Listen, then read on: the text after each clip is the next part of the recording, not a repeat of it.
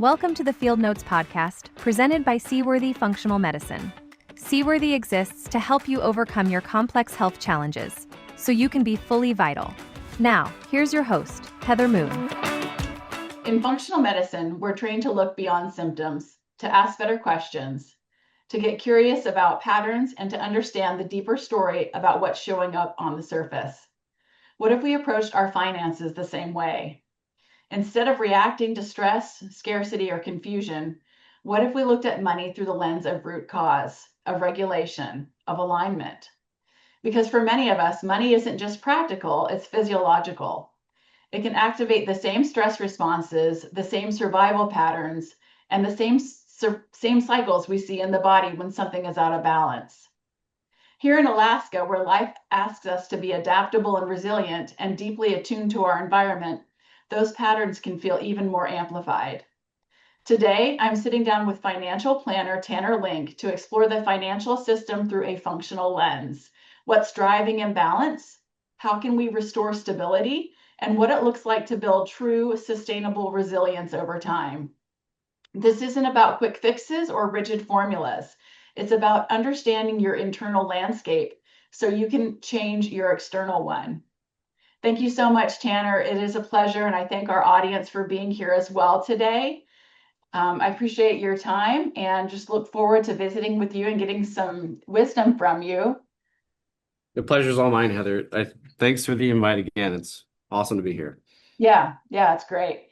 We always like to start with the superhero origin story. So tell us where you started and share your journey. I know you had some time serving in the military, so I'd like to hear about that. And then what brought you to financial planning and investing? Sure. Well, I was an aircraft mechanic in the military, in the Air Force, and decided I really didn't like that. So I was trying to figure out how to create resources enough where I didn't have to do something I didn't like to do. How could I not work, basically? And that led me to property management, which led me to real estate. And I figured out I didn't like any of the sales stuff. But I did like the math and figuring out how much mortgage someone could afford. And so and during this whole time, I was seeing people buy new cars and not have any money for anything but their car payment and just kind of making a lot of mistakes in that way. But so that led me to, okay, well, I need to get into the world of finance because clearly I like that and have some affinity for it. And so I took a position as a on-call bank teller when I got here, worked my way up to a loan originator, and then found out what a financial advisor was, and then from there a financial planner. But I didn't like the way that a lot of banks sort of push credit when people didn't need it, and the focus on sales and products there. So I really wanted to do something that was more client oriented. So I had to start my own. And 5 years later, this is what I'm doing. So Wow, 5 years, that's incredible. Thank you for sharing that. yeah, thanks. Yeah. Well, I guess we can just dive right in. If somebody feels behind financially, what are the first three steps that you would recommend? Well, first would be a budget. I talk a lot about how despite having multiple degrees and multiple certifications, a budget is usually where I start with financial planning because if you don't know where your money's going, you're not going to be able to direct it at all. And as a part of that, I would say count the things you want, like the things you're saving towards, count those as an expense. Because if you say, okay, well, I got my savings, but you pull from it every time you want a TV or something, then it's not really saving. So a budget with an emergency savings and the traditional wisdom is 3 to 6 months, depending on if you have kids or if you're the sole income earner, that type of thing. So 3 to 6 months of your expenses. So budget, emergency savings, and then paying off your credit card bills or really any debt that you can. I'm not expecting anyone to pay off their mortgage because they're trying really hard in the first, year or two of getting their life together. But paying off credit card especially is going to unlock income for you. I mean, most credit cards have 30% interest rate nowadays, and if you've got $10,000 on a credit card, that's $3,000 a year that you're having to pay to nothing. So getting those three things under control, and then finally starting to invest in your IRA or your retirement plan would be that's going to put you ahead of a lot of people. So Okay. All right. That sounds like those sound like really great places to start, and you can help people put that in place if they come and connect with you and just kind of get them started off on the right foot. yeah, I do have a lot of people come to me just for they just like having someone to check in with, having someone tell them that, like, hey, like, yeah, saving is good, credit cards are bad, because you see so much stuff on social media about whatever, whatever your algorithm is, but you could see stuff like, that's investing oriented, or here's how you can manipulate credit cards to get ahead. And, there's definitely a lot of bad advice out there. So I think people having someone to go to that just sort of a reality check helps. Yeah, somebody to check in with that they can trust. Yes. Yeah. Yeah. Well, I appreciate that. What would you say is one habit that has the biggest long-term impact, but it's often overlooked? Whether that be a good habit or perhaps an undesirable habit. Well, kind of both sides impulse spending. I'm probably going to talk a lot about budget during this, but if you can develop the habit of just sleeping for a few days on a purchase that you want, Mhm. you'll find a lot of the time that you end up not buying it. And not a lot of, all grocery stores, gas stations, all that stuff, uh, any store is built around trying to get you to buy more impulse purchases. The end caps are useful little trinkets that you might need. The colors are arranged so that it's constantly drawing your attention. You have the little, like at Fred Meyer, you have the little dangly things in the side of the aisle. It's like, oh, look at that cool coffee cup. Look at this. Look at that. Just stuff to kind of break you out of what you were there for to try and get you to buy more. So if you can just sleep on stuff, that'll help a lot with your impulse spending, and then also not going grocery shopping hungry. That's probably going to be a big one too. So yeah, Yeah, definitely good advice. I'm going to have to remind myself about that one. It's one that yeah. I fall victim to every once in a while. I'm pretty guilty of going to the store hungry, but it helps to remember it sometimes. How do you help clients align their spending with that what actually matters to them? Well, one of the first stages of financial planning, there's a lot of information gathering at first. So rather than most people want to come in and they're like, line out my life exactly for me. But a lot of the first steps are, what's going on with you? What are you trying to do? What's your situation? What kind of resources do you have? And so a lot of the next steps are guided by what are your goals? And I don't mean it's so, if you were to look at it as like trying to go to the gym and get in shape, right? You're going to do better if you go in with, well, I'd like to lose 20 pounds and I'd like to be able to run 20 miles or, whatever. I can't run 20 miles, but run a certain distance without killing myself over it, right? So some kind of goal like that. So in comparison to financial planning, you want something that uh, has like a goal date, like an end date, and also is something that you can put a number on. So a good one is a wedding, right? So if I'm gonna get married in 2027, I would like $20,000 saved up for whatever expenses might come up. That's a good goal, right? And so it might be a wedding, it might be planning for kids' colleges, it might be trying to retire at a certain time. So all of those goals are gonna inform what your actions should be and generally how you shape your budget. So So helping them figure out what they want so they know what they're aligning themselves to can be really helpful. And we do a lot of that in interviewing patients and doing what we call their history of present illness. We do a lot of understanding where they're coming from, what are their resources, what experience have they had, what have been their deficits, what things have worked to their advantage, and then what is it they want to accomplish. And I find that it's really helpful to ask people to be specific about a timeline mhm. and not rigid about it, but something to give a little bit of structure. Right. Yeah. And I think too that a part of what's valuable about, health and finances is people they sort of, a lot of time people are in the trenches of their own life. They're just trying to get by, day to day, and they forget that well, not forget, but they're not paying attention to things like, well, I didn't really move around much today because I was at my desk all day. I'm pretty guilty of that one. I'm spending a lot on coffee just because I'm not waking up on time or something like that. And so I think that that questioning process actually helps people break out of that sort of trance mentality and sort of getting into like, oh, like actually it would be nice to not have to worry about XYZ or to feel better doing this. And then you can sort of direct them to make those changes. That makes a lot of sense, and I really appreciate where you're coming from and how you said break them out of that trance. Yeah. I myself am guilty of being on autopilot a lot of the time.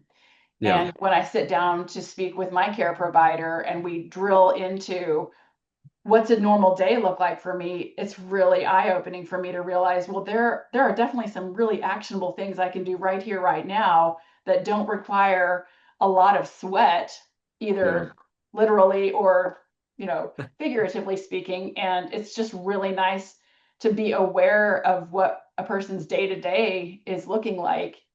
So, Yeah. wow, where do I need to make changes? Wow, I can't make changes here. So that makes it approachable.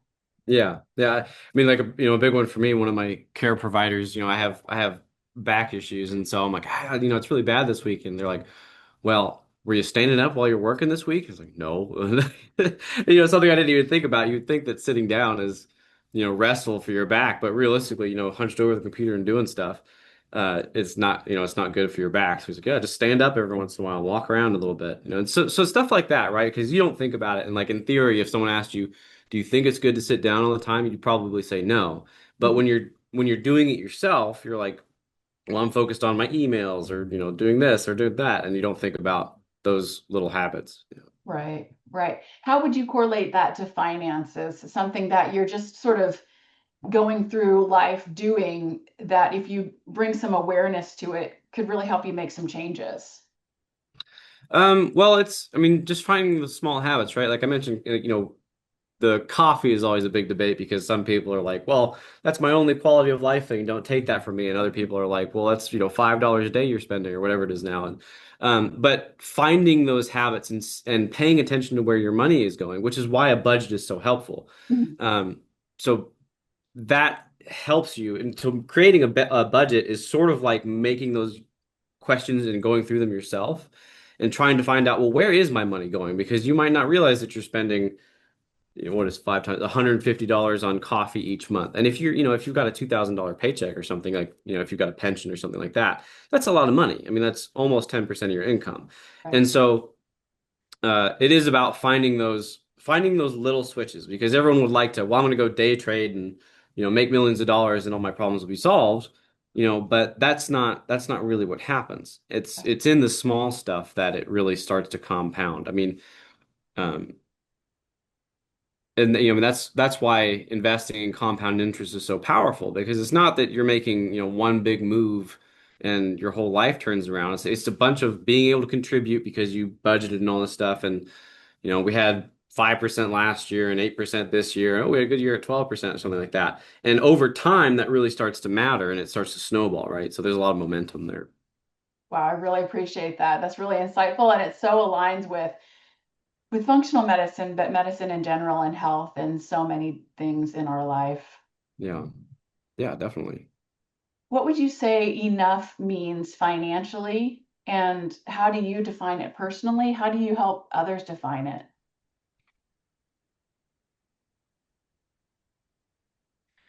That's sort of a tough one because it's different for everyone, right? And I think that when we're young, we sort of think, well, I'm going to go make $1 million and have all the things, and that's going to be what makes me happy. But I think as we get older, we sort of discover that our time is valuable and not in a sense like, well, I make $300 an hour, so every minute I'm not spending. I don't mean like that. I mean that um, the ability to do what we want when we want is valuable. And so having enough to me for most people means I can do the things I want without stressing about the financial side of it.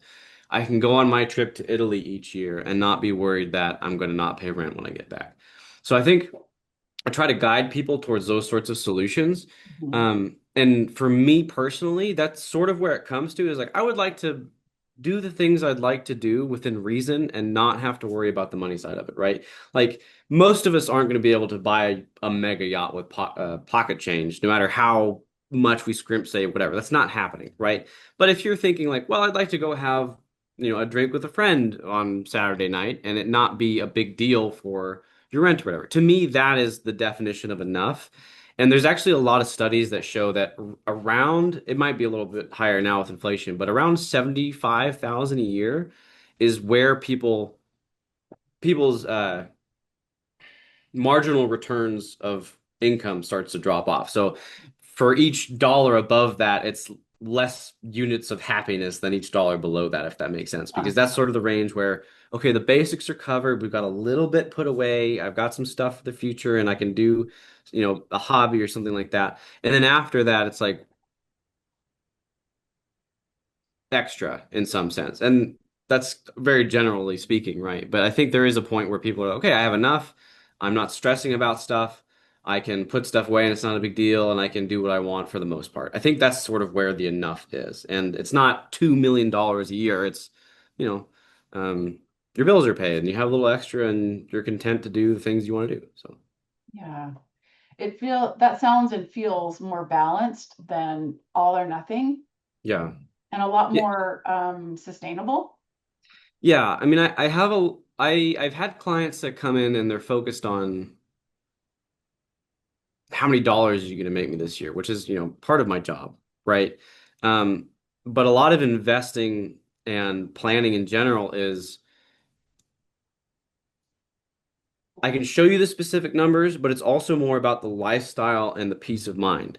And so in investing in particular, there are two types of attitude towards risk. There's risk tolerance and risk ability. And so risk ability is sort of, okay, well, it's hard for you to take $100,000 risk if you've only got $80,000 to your name, right? You cannot take that risk responsibly. Whereas if you have $1 million, it's like, well, it's 10%, but it's also like it's not going to break you if you lose out on that, right? So that's risk ability. And risk tolerance is how well do you sleep at night when you know you are taking risks?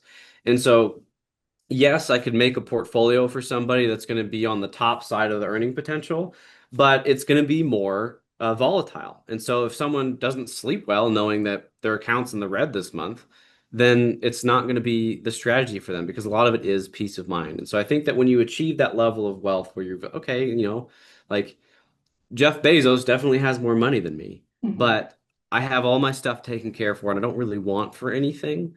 Um, I think that's the sweet spot, right? So That's nice. Yeah, I appreciate that. It does feel, like I said, more balanced, and at times it can be hard. You just have to avoid that whole comparison thing. Like, don't compare yourself to Jeff Bezos because you're yeah, not him, you haven't had his life, and you don't know what everything else looks like outside of his finances. right. Yeah, you Yeah, gotta race your own race. right, right, exactly. And I encourage patients not to compare to others as well because everyone's got a different budget, everyone's got different stressors in their lives, everyone's got different genetics. So Yeah. we're all swimming upstream against something and it's different for everyone. Oh yeah. And starting at different times too. Like I have friends that, try to get into I'm big into weightlifting, right? And so I have someone who asks me about that and they're XYZ and they might come to the gym with me and they're like, wow, you can do a lot of that. It's like, yeah, I've also been doing it since I was 14. You can't expect to like grind it out for a month and get there. That's not how it works. And the finances are the same way. You have to do the small habits, the getting up earlier than you want to and going to the gym and then you get that physique you want. You have to not spend on the impulse purchases and put it in places that are boring but work for you and then get that account that you want, right? It's sort of the same mentality. Yeah, just the small things every day, and it's not glamorous, and sometimes it feels boring, and it's a Hmm. little bit of a grind. Absolutely. Yeah. Yeah. Yeah, it sure is, but it's sure worthwhile. How do you Very much help agreed. clients tolerate the discomfort of long-term investing? Well, so part of that is finding out what their risk tolerance is. So I have a questionnaire that's, it kind of gives me an idea of where they are. It asks questions like, If the market were to drop 25%, what should these options that you do? Sort of like that. But a lot of it's just a conversation about, what are your goals? Like, what are you able to do and how long do you have to do it? And, I have some clients that are checking it every day and looking at every minutia of change, and others who are like, no, I trust you. Like, we'll talk next year. And so a lot of it's finding out where they're comfortable with that. Because like I said, like I could make a portfolio that's on the better end of performance, but it's going to be over what time frame, right? Is that going to happen? Excuse me. And how comfortable are you with that? Because I end up doing a back of the napkin kind of example all the time where there's a portfolio that does this and there's one that does this. Mhm. And depending on your ability and your tolerance, one of those is going to be right for you, but it's not the same for everybody. So it's just a conversation about how well you handle risk and how much time you have, that sort of thing. Yeah. Wow. That's so fascinating. There's so much to know. There's so much under the hood of finances. Yeah, it's I like it. Definitely good for math nerds to do. So Yeah. Well, I'm glad there's people like you to do that because it's just not my thing. yeah. I thought when I first started, I was like, why doesn't everybody do this? This is awesome. I was like, oh wait, nobody likes math. No. So good for you. Yeah. Um, so what's something that you've learned in your own life about money, investing, whatever it may be, that no textbook could ever have taught you? I think probably the biggest one is that money has momentum. Um, and what I mean by that is it's really hard to get off the ground from zero. And that's why so many people are stuck there. Hmm. And kind of like if you're, out of shape and it's like, man, I am so sore after going to the gym one day. How am I supposed to do this forever? But when you go for a while, the lactic acid doesn't build up as much, and you're not nearly as sore as you were when you started. And you can see that if you take like a 2 month break, you'll go back one day and you're like, oh man, I am super sore again because your body's not used to dealing with it. And finances are the same way. I talked about compound interest a little bit earlier, but if you're investing $1, let's say, and it earns 10%, so over a year, you've got $1.10, right? So over the next year, you're going to earn 11 cents because not only did that 10% earn on the dollar that you initially invested, but now it's in the uh, 10 cents, right? So you're going to earn 10 from the original dollar and then 10% of the 10 cents, which is another penny. So you're on 11. And it's sort of a silly example, but that does begin to stack, right? And so one of the things I like to tell people is, how many days do you think if you doubled 1 cent would it take to get to $1 million? Oh, 1 cent. 320. It's 30 days. Oh, wow. If you double it for 30 days, it'll turn into $1 million. And I had to do it myself when I heard that. I was like, no way. And Yeah. sure enough, if you times two times two, and that's doubling, right? But the point is that time is your biggest ally in the market Mhm. rather than timing or investment selection, right? The more time you have to let that money work, the more benefits you're going to get. And so that's kind of what I try to express to people because I have had to turn away people that are like, well, you're going to pick the next Amazon and, out earn my credit card debt. And it's like, no, it's not. That's not happening. So, just realistic expectations and, yeah. Yeah.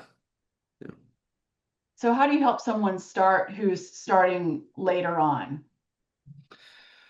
Well, when you get closer to retirement age, you have to start looking more at resources that are available to you from other sources, right? So when we're young, it's like, okay, well, I have no idea let's say I'm talking to an 18-year-old, right? There's no way of knowing what's going to happen to Social Security in 42 years. There's no way of knowing um, what sort of life events they're going to go through, what sort of jobs they're going to pick up, what sort of education they're going to develop, all that stuff, right? All those contributing factors.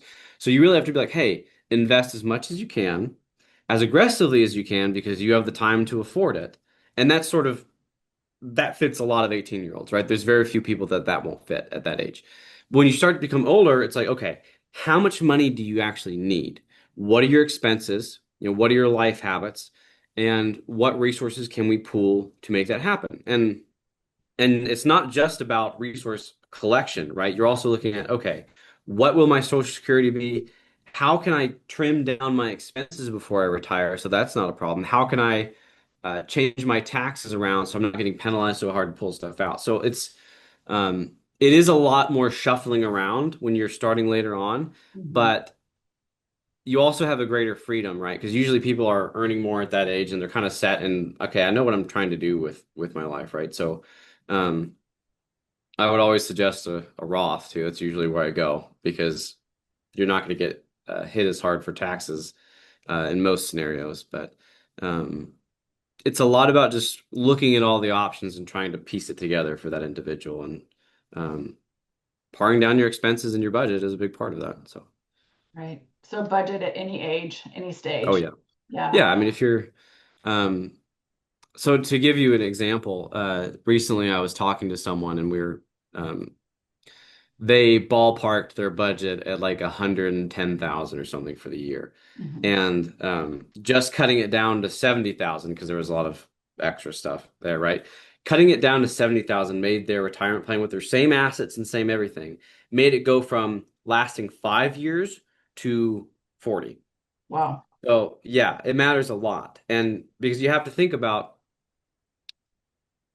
that your account is still growing in Mhm. theory, right? But it's going to be growing at a lesser rate. With regards to retirement, there's more than two, but two general sort of categories, right? And so there's I'm going to spend everything and slide into the finish line, or I'm going to try and conserve some of this for who comes after and any unexpected stuff, right?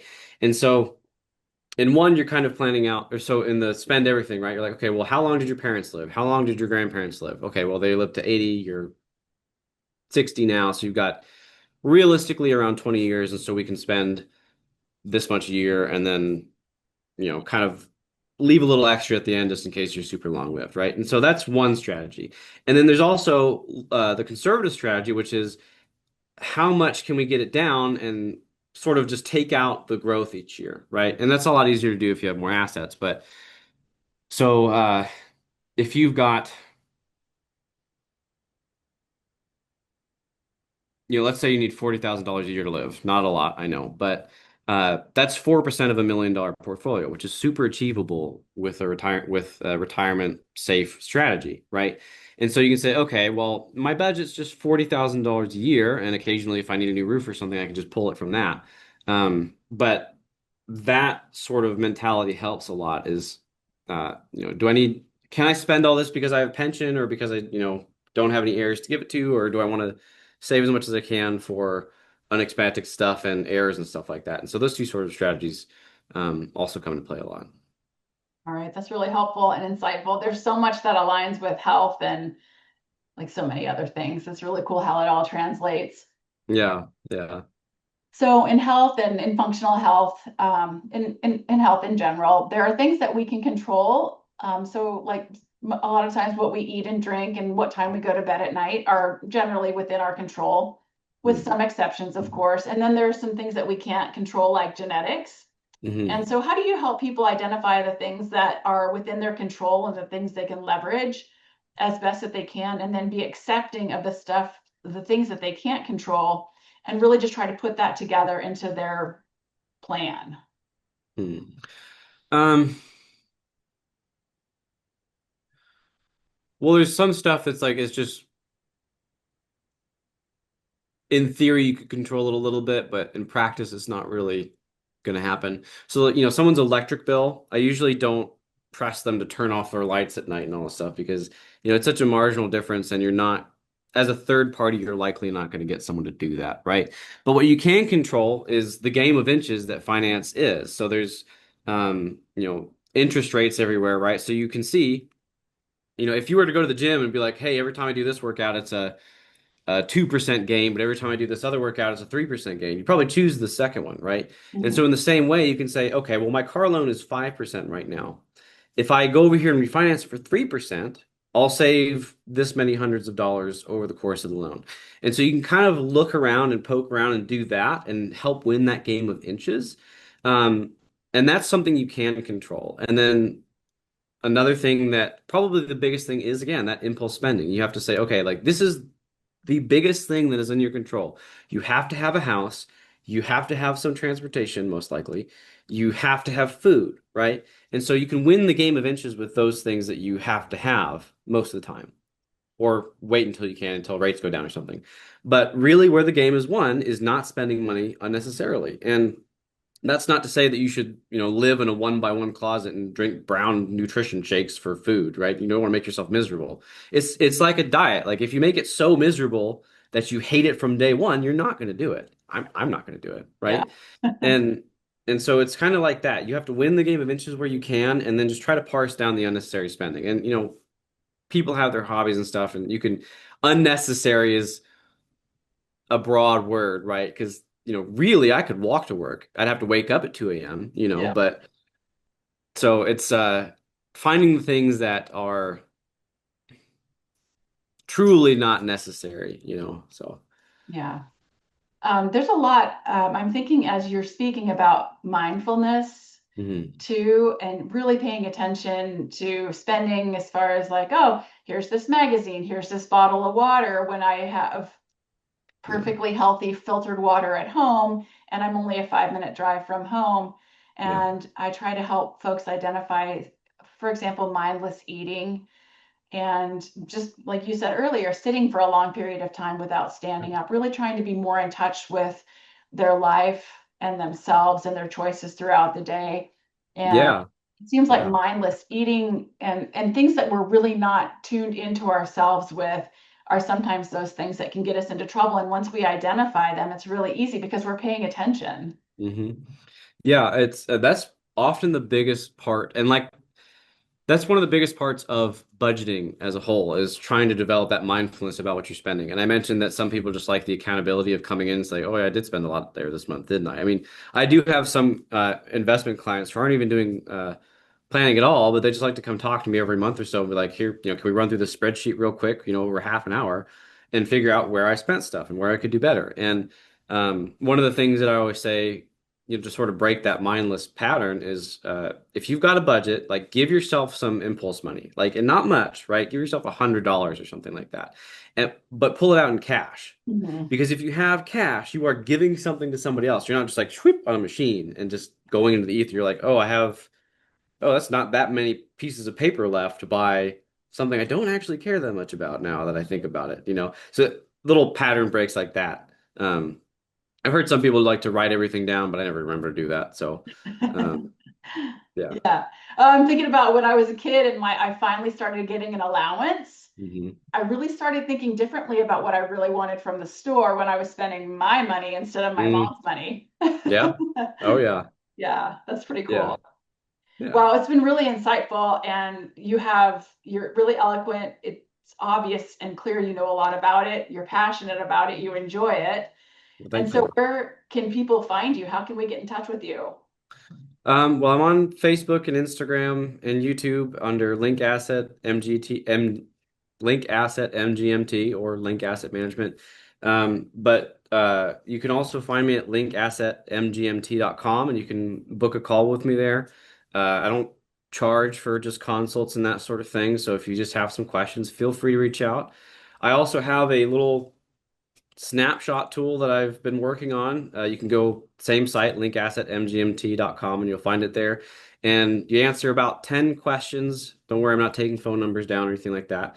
Um, but it'll give you kind of an idea of like how flexible are your taxes for retirement, how aggressive should your portfolio be compared to what you're comfortable with, and that sort of scoring thing. And so you'll get it like in 3 minutes and it'll kind of give you an idea of where you stand. And if you'd like to talk about it, I don't charge for those either. So you can bring that in and we can go over it and kind of go over the mentality of it. So, yeah. Wow. I appreciate your service in the military and also your service now. Well, thanks for your support, Heather. I really appreciate it. Yeah. All right. I'm going to go ahead and hit stop. Appreciate it very much. And hopefully some folks reach out to you. Yeah, I hope so. Thanks again, Heather. It's been awesome. Thanks for joining us for the Seaworthy podcast. Seaworthy exists to help people overcome their health challenges and be fully vital. If you think we've earned it, please consider giving this podcast a like, subscribing, and giving us a 5-star rating on the platform of your choice. Thanks.